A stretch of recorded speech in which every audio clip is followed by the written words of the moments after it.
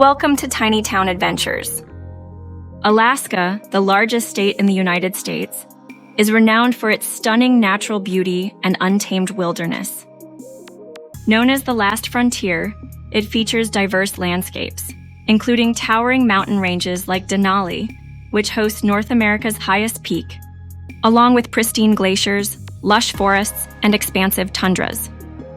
The state is a haven for wildlife enthusiasts, with species such as bears, moose, eagles, and whales calling it home. Alaska also boasts a unique cultural heritage, influenced by Native Alaskan traditions and its history as a gold rush hub. Despite its remote location, the state offers endless adventures for nature lovers, from hiking and fishing to viewing the northern lights. In Alaska, unusual laws abound. For instance, it's illegal to wake a bear for a photo opportunity, even though hunting bears is permitted. Other quirky laws include prohibitions on pushing a live moose out of a moving airplane and whispering in someone's ear while moose hunting. Additionally, in areas like Fairbanks, serving alcohol to a moose is against the law. Today we are talking about Skagway, Alaska. Skagway's history is rooted in the Klondike Gold Rush, 1897 to 1899, when it served as the primary gateway for prospectors heading to the Yukon. Founded in 1897, the town quickly grew into a chaotic boomtown, infamous for lawlessness under gangster Jefferson Soapy Smith, who ran scams until his death in 1898. The White Pass Yukon Route Railroad, completed in 1900, became an engineering marvel, transporting miners and supplies.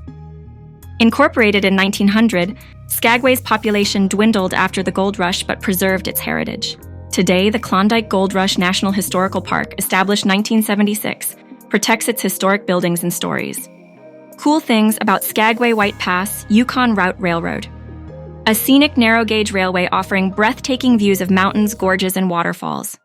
Historic downtown, wooden boardwalks and restored 19th century buildings like the Arctic Brotherhood Hall, covered in 20,000 pieces of driftwood. Days of 98 show, a lively theatrical performance celebrating Gold Rush lore, complete with can-can dancers and Soapy Smith reenactments. Chilkoot Trail, a 33-mile hiking route following the path of stampeders, ending in British Columbia.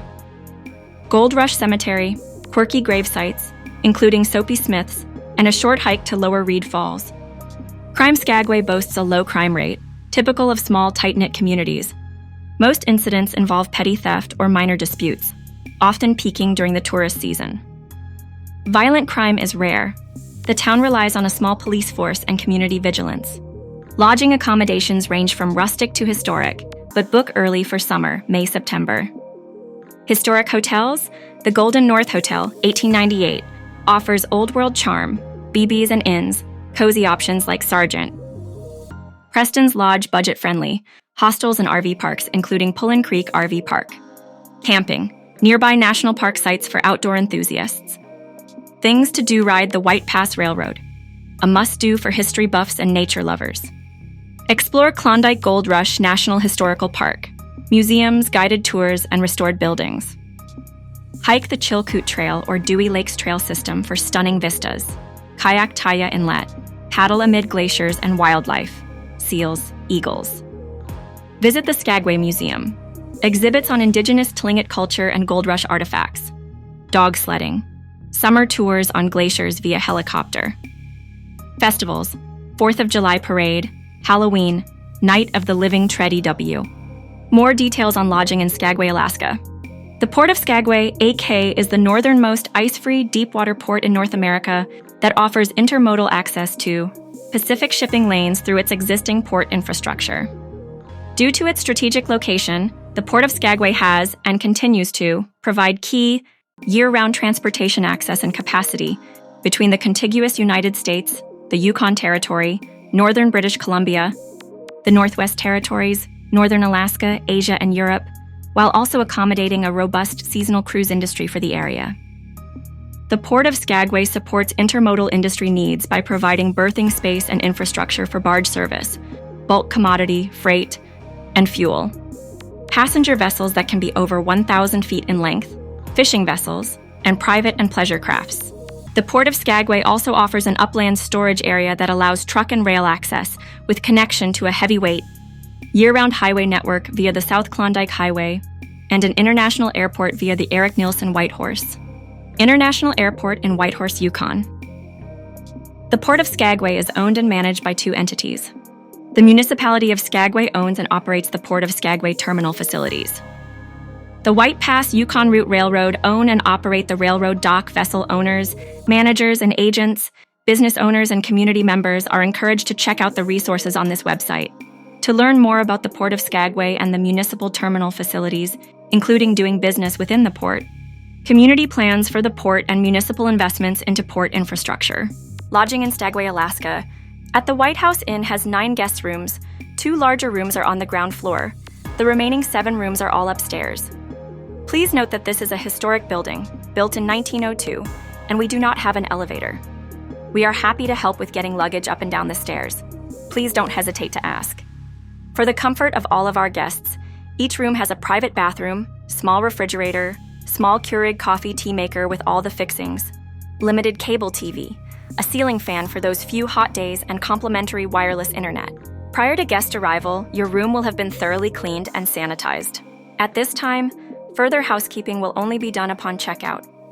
Fresh linens, towels, extra coffee, tea supplies, and garbage services are available upon request. We do not have a public restroom. It is our policy that at least one person in each room must be at least 18 years old. This is a non-smoking facility. We do not accept pets. Pet-friendly accommodations in town are very limited, but we are happy to make recommendations. We do not serve breakfast. In the summer, there are several restaurants in town that are open, and we are more than happy to point you in the right direction. There is a small refrigerator in each room and a microwave and toaster in the parlor for guest use. As a very small operation, we do not have a shuttle of our own and are not licensed to transport guests. Guests are responsible for their own transportation. There is no taxi or Uber service in Skagway. There is a city shuttle called Skagway Shuttle Services. They operate from 8 a.m. 1 a.m. daily. Their phone number is 907-620902, early transportation, before 8 a.m., to from the Alaska Fjord Line, airport, or Alaska Marine Highway ferry terminal can be arranged by scheduling with them in advance.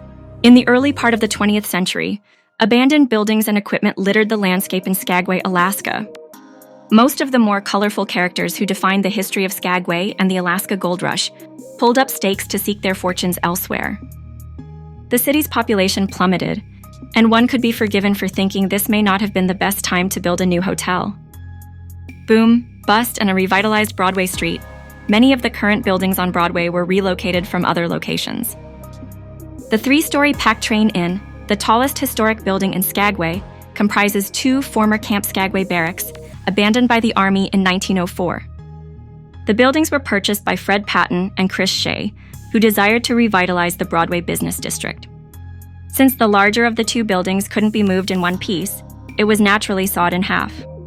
Both buildings were relocated 2 blocks to the current location. The newly remodeled building, complete with a stylish paint job and modern facade, opened in 1908. It was soon home to the Lynch and Kennedy clothing store and the Trail Saloon. The 4th Avenue side of the building still sports the slogan UAU to know the trail. The Pack Train Inn building reflects the colorful history of post-Gold Rush Skagway. It has been home to conmen, ne'er-do-wells, and many vital legitimate businesses. Though renovated many times through the years, including one of the first concrete sidewalks on the interminably muddy Broadway Street, the building has retained its 1900s charm. Historic photo of the hotel, the Pack Train Inn on Broadway Street in Skagway, Alaska, circa 1938A family legacy. Owners of the Pack Train Inn since the 1950s, the Brina family has taken great care to preserve the legacy of this historic building. The legendary tavern keeper Camillo McGee Brina operated the Trail Saloon for 18 years until his passing forced its closure. The Brina family then undertook a massive 3-year restoration beginning in 1978. The project was made possible through historic preservation grants and aid funds, National Park Service input, and, in the true last frontier spirit of neighbors helping neighbors, a borrowed conveyor and jacks. Our current second-floor restoration reflects the Brina family's desire to balance modern comfort and convenience with a nod to the legacy of Skagway's rich history. Guests can expect Old Skagway to always feel right around the corner while enjoying the modern comfort of newly renovated rooms and a hearty, Last Frontier-sized free breakfast. The Brena family invites you to enjoy Last Frontier hospitality and history at the Pack Train Inn. The Swaying Spruce is owned and operated by the Gilliams family, which includes Jesse and Kendra, and our happy sons Hudson, Argus, and Wells, and our loving animals Taya and Sail. We have been living in Skagway since 2009. It is where we fell in love with Alaska and each other. Our family loves to entertain, and our cabins are an extension of that. Our goal is for each guest to feel at home while they stay with us. Taking a vacation to Alaska is an amazing adventure, and we pride ourselves on being able to offer comfortable lodging that really highlights all things Alaska: log cabins, cozy fires, and quiet forest. If dogs aren't for you, have no fear. Our dog is never allowed in the guest cabins. If, on the other hand, you do enjoy the company of our four-legged family member, she loves to relax on the cabin decks and play. Notable people of Skagway, Alaska Tex, Rickard Tex.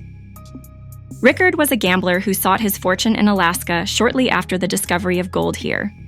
Mirroring the boom and bust cycle of the gold rushes, Rickard amassed a fortune in the Yukon, only to lose it all to gambling, including his stake in the Northern, the first of many of his gambling halls and saloons in Alaska, Canada, and Nevada to share its name.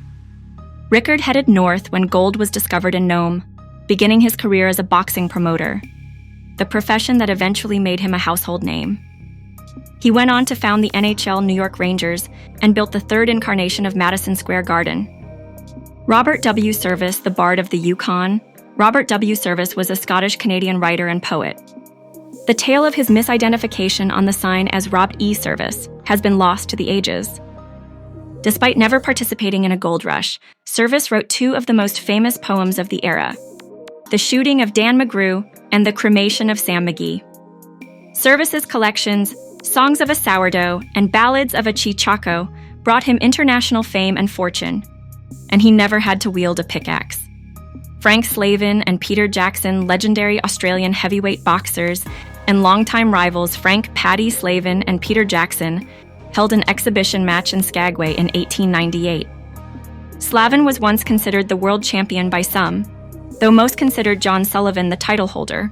Sullivan was notorious for ducking challengers, thus the dispute. Jackson, who was black, was unable to rise beyond Commonwealth champion due to racist policies of the day. Slavin continued boxing while chasing gold up and down the Yukon, while Jackson, in ill health and unable to continue boxing, returned to Australia.